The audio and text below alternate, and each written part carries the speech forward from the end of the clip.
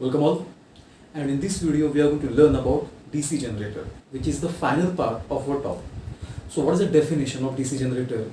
The generator that produces current in the form of direct current is called as DC generator. And what is the meaning of direct current?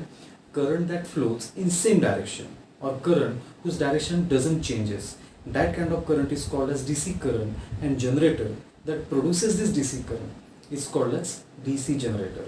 We are going to understand construction of this DC generator by comparing diagram of DC generator with a diagram of DC motor that is given in your book. Why?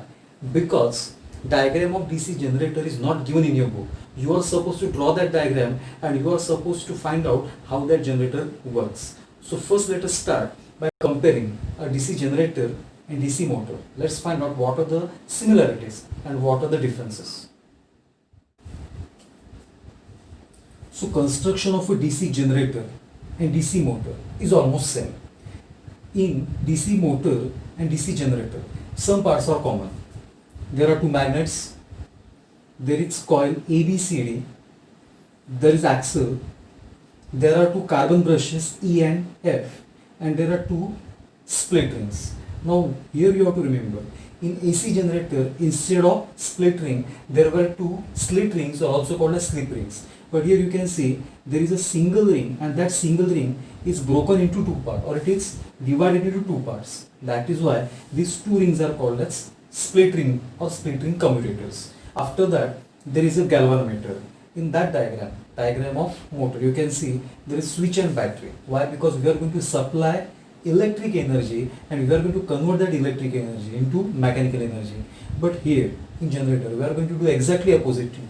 We are going to provide mechanical energy and we are going to convert that mechanical energy into electric energy, and to detect that electric energy, ती जी electric energy तयार होणार आहे ती दिसण्यासाठी किंवा आपल्याला समजण्यासाठी आपण इकडे काय वापरतोय? गॅल्व्हनोमीटर वापरतोय. Before we start understanding how this generator works, let us understand which are the static parts and which are the dynamic parts. म्हणजे यातले कुठचे पार्ट मूव्ह होणार आहेत आणि कुठचे पार्ट मूव्ह होणार नाही हे प्रथम समजावून घेऊया. तर मॅग्नेट्स, कार्बन ब्रशेस ई आणि एफ आणि गॅल्व्हनोमीटर हे तीन पार्ट मूव्ह नाही होणार आहेत, स्टेबल राहणार आहेत, स्टेशनरी. आणि कॉइल ABCD ती ज्या स्प्लिट रिंग्सला कनेक्ट आहे, एक्स आणि वाय या स्प्लिट रिंग्स आणि ॲक्सेल हे तीन पार्ट काय होणार आहेत? मूव्ह होणार आहेत. मग ते क्लॉकवाईज मूव्ह होतील किंवा अँटी क्लॉकवाईज मूव्ह होतील. तुम्ही अजून एक गोष्ट लक्षात ठेवायची आहे की सध्या या पोझिशनमध्ये स्प्लिट रिंग एक्स ही ई बरोबर कॉन्टॅक्टमध्ये आहे आणि स्प्लिट रिंग वाय ही एफ या कार्बन ब्रश बरोबर कॉन्टॅक्ट आहे. So now let us start how this generator works and how current is produced. Now imagine upward force is acting on arm AB. That means this will be the direction of motion of the conductor, and here downward force acts on arm CD, so this arm will go in downward direction. आता करंटची direction find out करण्यासाठी आपल्याला apply करायचं आहे Fleming's right hand rule. Force upward डायरेक्शनने आणि upward फोर्ससाठी आपण थंब वापरतो. Magnetic field north to south, so this will be the magnetic field, and middle finger will show the direction of current. So my current will flow from A to B. Similarly, force acting on CD is downward, magnetic field from north to south, and this will be the direction of current. That means current will flow from C to D. आता हा C कडून D कडे आलेला current आहे तो सगळ्यात पहिल्यांदा जाणार स्प्लिट रिंग Y मध्ये. Y मधून तो करंट येणार एफ मध्ये. एफ मधून तो करंट जाणार गॅल्व्हनोमीटर मध्ये. गॅल्व्हनोमीटर मध्ये करंट जाणार तिथून पहिल्यांदा ई या कार्बन ब्रश मध्ये, आणि ई या कार्बन ब्रश मधून तो जाणार एक्स मध्ये, आणि एक्स मधून पुन्हा तो AB कडे जाणार. So in first half rotation direction of current is from Y to X, or Y galvanometer X. Now after taking half rotation, this AB arm will go in the position of CD, and arm CD will take position of arm AB. आता इकडे अजून एक change झालाय, तो तुम्ही लक्षात घ्यायचा आहे की इकडे स्प्लिट रिंग एक्स ई च्या कॉन्टॅक्ट मध्ये होती, आता स्प्लिट रिंग एक्स एफ च्या कॉन्टॅक्ट मध्ये आहे. इकडे स्प्लिट रिंग वाय एफ च्या कॉन्टॅक्ट मध्ये होती, पण आता स्प्लिटरिंग वाय ईच्या कॉन्टॅक्टमध्ये आहे. आता पुन्हा एकदा आपण इकडे फ्लेमिंग्स राईट हँड रूल वापरूया आणि करंट डायरेक्शन काढूया दुसऱ्या सायकलमध्ये. So now again this arm CD will move in upward direction. So this will be force, magnetic field from north to south, and this will be the direction of current. So current will flow from D to C.